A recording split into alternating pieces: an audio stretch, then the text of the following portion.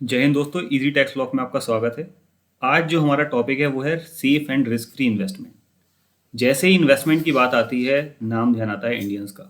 Indians मतलब भारतीय। क्योंकि भारतीयों में एक खासियत है कि वो छोटी छोटी बचत करना जानते हैं। छोटी छोटी बचत करने का मतलब क्या है कि जैसे ही वो कमाना स्टार्ट करते हैं या फिर उन्हें पॉकेट मनी मिलनी स्टार्ट होती है, तो वो उसमें से कुछ पैसा अपने गुल्लक में डाल देते हैं। गुल्लक में डालने का तरीका बहुत पुराना है। मतलब क्या कि जैसे ही बच्चे को पॉकेट मनी मिलनी स्टार्ट हुई इंडिया में, उसने वो इन्वेस्ट करना चालू कर दिया। गुल्लक में रुपए जमा करना भी इन्वेस्टमेंट के ही बराबर है। यही बचपन में करी हुई गुल्लक में डाली हुई चीज हमारा बड़े होकर इन्वेस्टमेंट का रूप ले लेती है। बाहर की कंट्रीज में ऐसा चलन नहीं है। वहां पर ये चलन नहीं है इन्वेस्टमेंट का। उन्होंने अर्न करा और उसे उड़ा दिया। लेकिन इंडिया में ये कॉन्सेप्ट है कि छोटी छोटी सेविंग करके भविष्य के लिए उसको सुरक्षित रखा जाता है। तो आज हम बात करने वाले हैं कि कौन कौन सी ऐसी इन्वेस्टमेंट हैं, कौन कौन से ऐसी इन्वेस्टमेंट के तरीके हैं जो सेफ भी हैं और रिस्क फ्री हैं, और वहां पर टैक्स का भी हमें बेनिफिट मिल जाता है। तो जैसे ही हम रिस्क फ्री और सेफ इन्वेस्टमेंट की बात करते हैं, वहां पर चार नाम हमारे सामने आते हैं। सबसे पहले एनएससी, जिसे हम बोलते हैं नेशनल सेविंग सर्टिफिकेट। दूसरा पीपीएफ, पब्लिक प्रोविडेंट फंड। तीसरा फिक्स डिपॉजिट। चौथा किसान विकास पत्र। और पांचवा गवर्नमेंट बॉन्ड। ये पांच ऐसे तरीके हैं जहां पर आपको फिक्स इनकम तो मिलती ही है, लेकिन यहां पर रिस्क भी नहीं है। दो चीजें मैंने आपको मेन बताई कि एक तो यहां पर रिस्क नहीं है और दूसरा यहां पर फिक्स इनकम आपको मिल रही है। तो ये चार तरीके हैं, लेकिन इन चार तरीके में से हम बात कर रहे हैं आज नेशनल सेविंग सर्टिफिकेट की, मतलब एनएससी की। तो समझते हैं कि एनएससी क्या होता है। एनएससी पोस्ट ऑफिस का प्रोडक्ट है। पोस्ट ऑफिस का प्रोडक्ट है मतलब क्या है कि ये एक सेविंग का ऐसा तरीका है जो आप पोस्ट ऑफिस में जाकर अवेल कर सकते हैं, और इसमें जो भी आप इन्वेस्ट करेंगे उस पर एक निश्चित दर से ब्याज मिलेगा। नेशनल सेविंग सर्टिफिकेट एक सुरक्षित और फिक्स ब्याज की इनकम का माध्यम है, जिसको आप छोटी सी पूंजी से स्टार्ट कर सकते हैं। इसकी कोई भी मिनिमम और मैक्सिमम लिमिट नहीं है। हम इसे 100 रुपए से स्टार्ट कर सकते हैं और अपर लेवल कितने भी जा सकते हैं। 100 रुपए, 1000 रुपए, 10,000 रुपए, 1,00,000 रुपए, 5,00,000 रुपए, 10,00,000 रुपए, 1 करोड़ रुपए, जितना भी आप इन्वेस्ट करना चाहें स्टार्ट कर सकते हैं। बस शर्त यह है कि 100 के मल्टीपल में होना चाहिए। एनएससी आप अपने किसी भी नजदीकी ऑफिस में, नजदीकी पोस्ट ऑफिस में जाके खोल सकते हैं। एनएससी का एक फायदा यह भी है कि आप किसी भी माइनर की भी एनएससी परचेज कर सकते हैं, लेकिन उसके संग किसी ना किसी का ज्वाइंट अकाउंट खुला होना चाहिए। एनएससी में 5 साल का लॉक इन पीरियड होता है। लॉक इन पीरियड क्या होता है कि मतलब 5 साल तक आप रुपए निकाल नहीं सकते। मतलब मैंने एक बार रुपए जमा कर दिए तो उसकी जो मैच्योरिटी है, मतलब जो उसकी किस्त है या फिर उसकी जो अमाउंट है विद इंटरेस्ट, वो आपको 5 साल के बाद ही मिलेगा।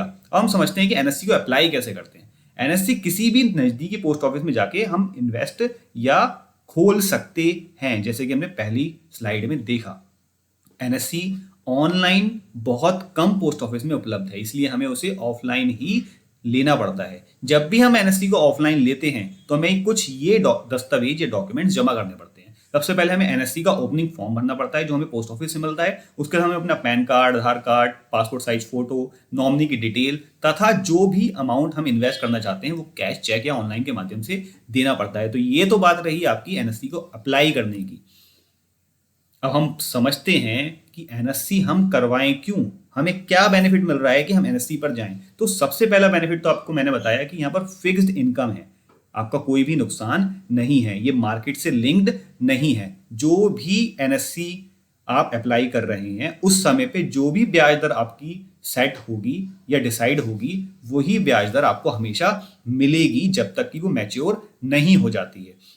दूसरा बेनिफिट क्या है, टैक्स बेनिफिट हमें क्या है कि जो भी गवर्नमेंट कहती है कि गवर्नमेंट भी चाहती है कि हम इन्वेस्ट करें क्योंकि उसे इकोनॉमी को स्ट्रांग रखना है, इसलिए वो हमें टैक्स में छूट देती है। जो भी अमाउंट हम एनएससी में इन्वेस्ट करते हैं उसकी छूट हमें इनकम टैक्स की सेक्शन 80C में मिल जाती है। अब वो छूट हमें कैसे मिलती है, से फॉर एग्जाम्पल कि मैंने 1,000 रुपए पर ईयर, क्योंकि मैंने बोला था छोटा सा अमाउंट आप जमा कर सकते हैं, तो 1,000 रुपए पर ईयर मतलब सालाना आपने जमा करे तो जो आपकी इनकम होगी उसमें से 1,000 रुपए की छूट 80C में मिल जाएगी। से फॉर एग्जाम्पल कि आपकी पूरे साल की इनकम 1,00,000 रुपए है और आपने 1,000 रुपए एनएससी में जमा करे हैं, तो जब अपनी आप इनकम टैक्स रिटर्न फाइल करेंगे तो उस 1,00,000 रुपए में से 1,000 रुपए माइनस हो जाएंगे और जो बैलेंस बचेगा उस पर जो भी हमारे इनकम टैक्स के प्रोविजन है उसके अकॉर्डिंग टैक्स लगेगा। दूसरा एग्जाम्पल ले लेते हैं कि से फॉर एग्जाम्पल आपने 1.5 लाख रुपए एटीसी में इन्वेस्ट करे, तो 1.5 लाख रुपए की छूट आपको एटीसी में मिल जाएगी। मतलब कि अगर मैं मान के चलूं कि आपकी जो इनकम है वो 6,50,000 रुपए है और आप 1.5 लाख रुपए इन्वेस्ट कर देते हैं, तो 6 लाख में से 1.5 लाख रुपए माइनस हो जाएंगे। मतलब जो आपका टैक्स लगेगा वो केवल 4.5 लाख रुपए पर ही लगेगा। मतलब मैंने 1.5 लाख रुपए इन्वेस्ट करे और 1.5 लाख की मुझे इनकम में से छूट एटीसी में मिल गई। अब तीसरा एग्जाम्पल ले लेते हैं कि से फॉर एग्जाम्पल कि मैंने एनएससी में 2 लाख रुपए एक साल में इन्वेस्ट करे, तो क्या मुझे 2 लाख की छूट मिल जाएगी? नहीं। यहां पर इनकम टैक्स कहता है कि जो मैक्सिमम लिमिट है वो 1.5 लाख रुपए है, इससे ज्यादा आपको छूट नहीं मिलेगी। हमने आगे पढ़ा था कि हम कितने भी इन्वेस्ट कर सकते हैं। हाँ, आप कितना भी इन्वेस्ट कर सकते हैं, लेकिन जो आपको छूट है वो केवल 1.5 लाख की ही मिलनी है। मतलब कि अगर मैंने 10 लाख रुपए एक साल में इन्वेस्ट कर दिए तो मुझे 10 लाख की छूट नहीं मिलनी है, मुझे उसमें से केवल 1.5 लाख रुपए की छूट मिलनी है। इसका मतलब क्या हुआ? इसका मतलब ये हुआ कि इन्वेस्ट करने पर तो कोई लिमिट नहीं है, आप किसी भी अमाउंट पर इन्वेस्ट कर सकते हैं, लेकिन छूट पर लिमिट है कि आपको केवल 1.5 लाख रुपए तक की ही छूट मिलेगी। अब हम बात करते हैं, ये तो बात हो गई हमारी जो इन्वेस्टमेंट है। अब जो इन्वेस्टमेंट पर ब्याज भी आएगा, क्योंकि हमने कहा था कि एक निश्चित दर से आपको ब्याज मिलना है। उस ब्याज के क्या फायदे हैं? क्योंकि जैसे ही हमें इनकम होगी उस पर टैक्स लगना लाजमी है, किसी ना किसी हेड में आप पे टैक्स लगेगा, और जो इंटरेस्ट आता है वो हमारा अदर सोर्स में टैक्सेबल होता है। तो जो भी इंटरेस्ट आएगा वो अदर सोर्स में टैक्सेबल होगा। तो फिर हमारे पास बेनिफिट क्या है? तो वो कहते हैं कि एनएससी का जो ब्याज होता है वो आपको प्रतिवर्ष मिलता नहीं है, वो केवल एक्रू होता है। एक्रू होता है मतलब क्या होता है? वो री इन्वेस्ट हो जाता है। कि अगर मैंने 1 लाख रुपए की आज इन्वेस्टमेंट करी, उस पर मैंने 6800 रुपए का इंटरेस्ट कमाया, 6.8% अगर मैं एज्यूम कर लेता हूं, तो 6800 रुपए प्रति वर्ष मैंने अगर कमाया पहले साल में, तो वो 6800 रुपए क्या होंगे? री इन्वेस्ट हो जाएंगे, वो मुझे मिलेंगे नहीं, क्योंकि उसकी मैच्योरिटी क्या है? 5 साल। हमने पढ़ा था कि 5 साल का लॉक इन पीरियड है।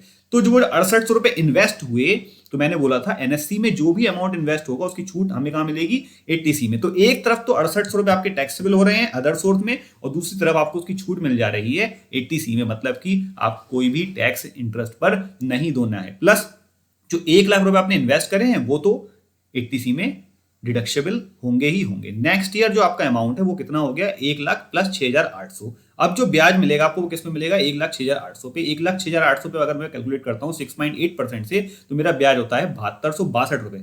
अब ये 7262 रुपए क्योंकि मेरी कमाई है तो वो टैक्सेबल हो जाएंगे कहां पर? अदर सोर्स में। लेकिन फिर से वही बात, क्योंकि 7262 रुपए मुझे अभी मिले नहीं हैं, वो फिर से इन्वेस्ट हो गए हैं एनएससी में, तो मुझे वहां पर एटीसी की छूट मिल जाएगी। सेम प्रोसेस 3rd ईयर होगा, सेम प्रोसेस 4th ईयर होगा, क्योंकि वो पैसा 4 साल तक री इन्वेस्ट हो रहा है। लेकिन मैच्योरिटी ईयर में, मतलब 5th ईयर में, आपका जो टोटल पैसा है जितना भी 5 साल तक कलेक्ट हुआ है प्लस 5वें साल का इंटरेस्ट आपको वापस मिल जाएगा। इसका मतलब क्या हुआ कि 5th ईयर में जो आप इंटरेस्ट आपको मिल रहा है वो री इन्वेस्ट नहीं हो रहा है, और जब वो इन्वेस्ट नहीं हो रहा है तो आपको एनएससी की एटीसी में डिडक्शन नहीं मिलेगी, क्योंकि हमारा तो क्लॉज यही था ना कि जब हम इन्वेस्ट करेंगे तब एटीसी में छूट मिलेगी, लेकिन जब हमने इन्वेस्ट ही नहीं करा तो एटीसी में छूट नहीं मिलेगी। मतलब कि 5वें साल जो मैंने इंटरेस्ट कमाया, जो आप स्लाइड में देख रहे हैं 8847 रुपए, वो मेरे अदर सोर्स में टैक्सेबल हो जाएंगे, और इस बार मुझे इसकी कोई भी डिडक्शन नहीं मिलनी है। तो हम कह सकते हैं कि 5 साल में मुझे जो टैक्स देना पड़ा वो किस पे देना पड़ा? 8847 रुपए पे। जबकि ऊपर जितना भी इंटरेस्ट मेरा आया उसकी डिडक्शन मुझे मिल गई, वहां पर कोई टैक्स नहीं देना पड़ा। प्लस फर्स्ट ईयर जो मैंने 1 लाख रुपए इन्वेस्ट करे थे उसकी भी मुझे इनकम में से एटीसी में डिडक्शन मिल गई।